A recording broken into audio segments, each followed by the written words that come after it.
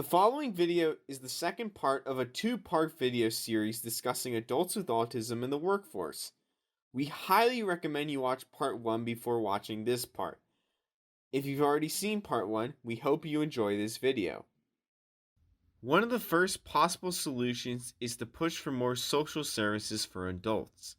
From the individuals we interviewed, one point they hammered home was how vital support was for helping them mature, not just from their parents, but also the services provided to them. I feel like something that everyone can relate to, regardless of whether they're neurodivergent, is social situations. I really struggle to be able to approach people. I would get extremely nervous. I also struggle to keep conversations because sometimes I would wander off or get off topic. And to solve this, there was a school counselor who helped me on, I believe it was Wednesdays, with conversations, and also just help from my parents in general. Like I would talk about my day.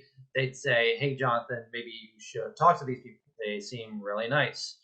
And also general advice. It's clear that these services provide immense benefits that go beyond childhood, as clear from the fact that Jonathan acknowledges that there is a necessity for these programs.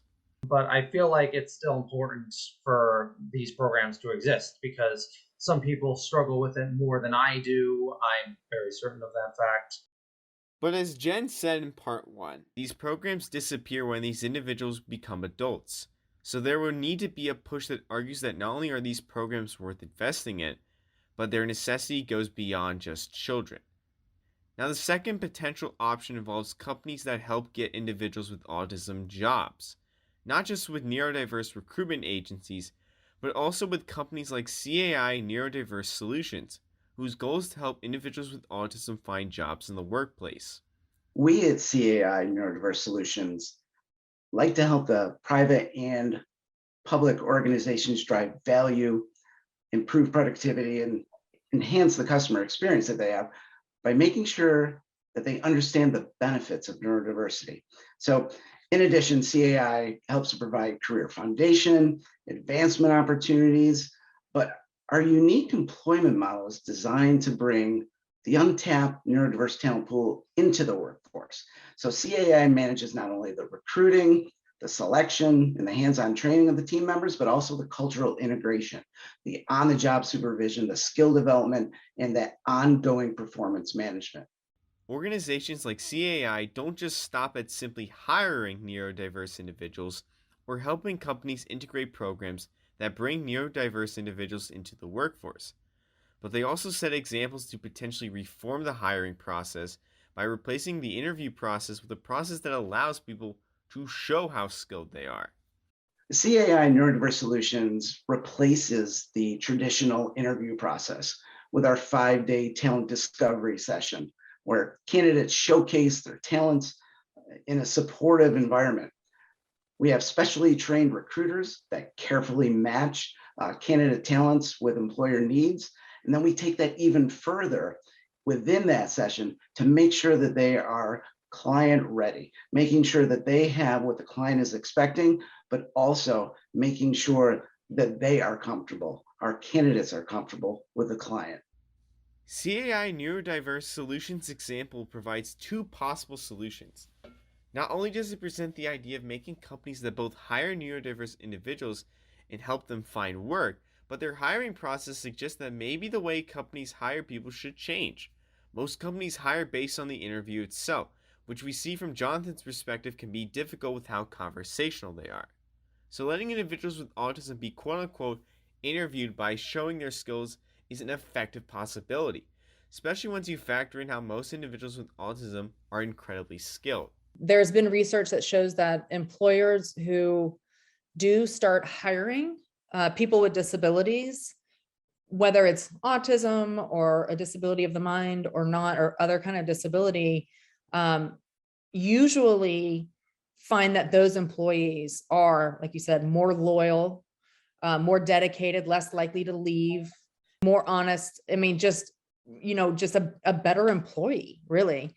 And when you think about neurodivergence, one thing that autistic people and people with other kinds of intellectual or developmental disabilities do is they think about problems and solutions in a different way and can often come up with a really creative set of suggestions for a problem. And that's what we want. We want innovation, and innovation comes from thinking outside of the box.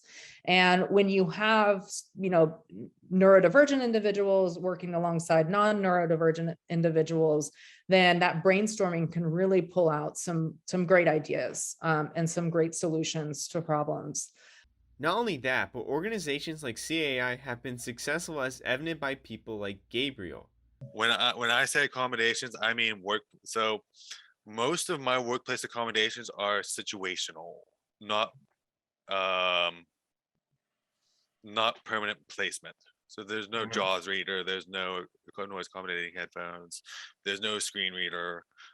None of that's required for me. Most of my situational stuff is like when I had an issue with a coworker, it was taken up by my manager and discussed, and it was handled within 2 weeks. Despite these solutions seeming reasonable, the cloud of prejudices against neurodiverse individuals hangs over any chances of solving these problems. Yes, we can hypothesize on how there should be programs made for adult autistic individuals. That doesn't mean they're just going to provide government funding to these programs simply because it's a good idea. Yes, we can demand companies hire neurodiverse individuals or help them find jobs, or change the way we hire people to make it easier for neurodiverse individuals to get jobs. But that won't make companies suddenly break what hasn't been broken. There's a larger problem that, if addressed, can solve the problems we've been discussing. That's attacking the prejudices against neurodiverse individuals. We have a very segregated community, particularly when it comes to disability. You don't see people with disabilities that much. A lot of them are, like you were talking about earlier, stuck at home or in sheltered workshops. They're segregated from their community. And we really need to make an effort for more community inclusion. We need to have, integrated housing. We need to have better public transportation. We need employee programs. We need, higher education programs that are innovative and flexible and accessible to a wider range of person. We all, our human nature is to want to be involved in our community, and there are social structures that are preventing some people from participating in our community. And because they're social structures means they're not impossible to remove. So we need to start really breaking down those structures that are creating segregation in our communities. As much as we can argue that people should do X, Y, and Z, these ideas won't amount to anything if these prejudices and judgments aren't diminished. These judgments aren't founded on concrete factual knowledge, but rather a lack of knowledge. So the best way to combat this is to educate people on autism and what having autism really means, which again, if I could beat this dead horse a bit more, doesn't encompass the spectrum of autism, which varies wildly depending on who you ask. It's vastly different for every individual, so it's inaccurate to lump every individual with autism into the same box. Now the question is, what resources are there to help people educate themselves on autism? Well, obviously you can Google resources, whether it be online support groups, stories from families with autistic children, or stories from adults with autism. There's also the option of volunteering at organizations that help individuals with autism. This could range from camps, housing communities, or even schools that specialize in teaching individuals with autism. There's plenty of options, and it doesn't stop at educating yourself. It also involves you talking and encouraging others to do the same through word of mouth. But it's only through the destruction of these prejudices that the options I discussed can go anywhere. We cannot exist in this world as a solo entity. We have to have support from other people. Now, we may have varying levels of support and different areas of need of support, but that doesn't mean that, that you're different from another human because I need support in X area and you need support in Y area, or I need a little bit extra support here and there. So I think I would love for people to start thinking more about how interdependence drives humanity. And once we start realizing that, it's really hard to look at practices and procedures that separate people in our communities in this segregated way. It's really hard to make an argument for excluding somebody who might have some really important gifts to bring to the community that you'll never realize unless there is inclusion. Until then, here are a select few companies that hire individuals with autism. The aforementioned CAI, AMC Theaters, Giant, Google, Home Depot, Microsoft, Target, Walmart, and many more, just to name a few. If you want more information on jobs for adults with autism, check out our website in the description. On our site, there will be a link at the bottom of the site that should give you more information. Thank you for watching. We hope you check out the other videos on our channel. Have a wonderful day.